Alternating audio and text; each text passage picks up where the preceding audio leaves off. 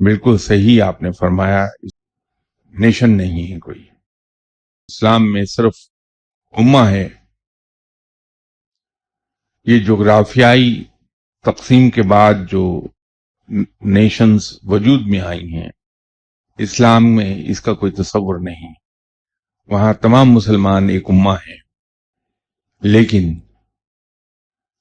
ہم جس خطے میں رہتے ہیں، اگر اس کی جغرافیائی حدود متعین کر دی گئی ہیں